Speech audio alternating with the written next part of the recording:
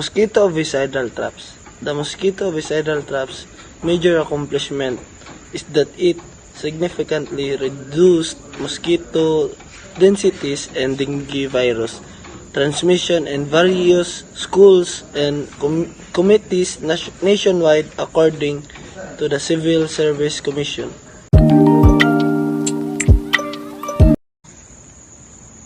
Salamander amphibious tricycle is one of the example of Filipino invention.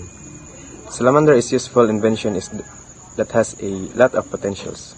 Maybe travel from island to island. Victor Lam and his team H20 Technologies were able to invent an amphibious tricycle that can cross flooded areas, rivers, and lakes.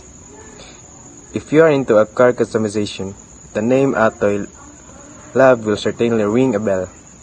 The man behind Atoy body kits and the company's aftermarket stereo designs is quite popular among Filipino car lovers. The curious thing you see here, the Salamander amphibious trike, is Lab's latest creation. He made this in partnership with a new company called H20 Technologies, developing it in particular with the firm's technical head, Lamberto Armada. Because it is amphibious, the salamander can travel both on land and in water. It stemmed from Lab's desire to do something really useful for the benefit of his countrymen. That and his wish to put the Philippines on the global automotive map.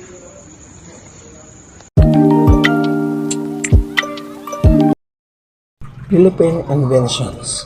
Salt lamp. A young Filipino named Isa Medino was able to invent a lighting system that utilizes a material abundant in the Philippine saltwater. She invented the sustainable alternative lighting soap.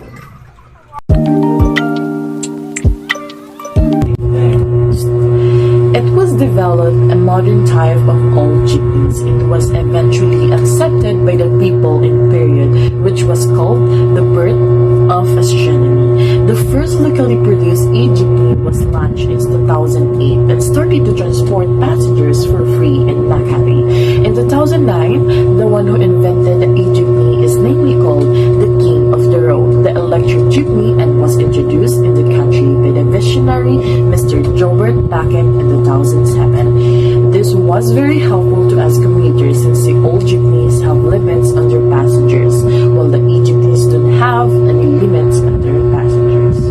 A jeepney, electric-powered vehicle in the metro, can prove to be most advantageous when it isn't moving, it is not using energy, and when it's moving, it does not pollute air with toxins-laced emissions and as dissolved power.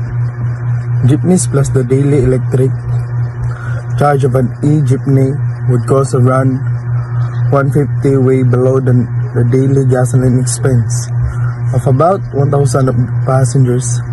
Jeepneys, the drivers and commuters alike will be spared of fare hike due to high oil price, which is sensitive to socio-political environment, especially in the oil-producing countries.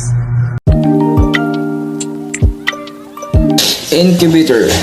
She invented an incubator made of bamboo in a bed to help families in rural communities without electricity. Del Mundo invented a bamboo incubator in 1941, according to a biological report of Del Mundo by the Philippine Center for Investigative Journalism.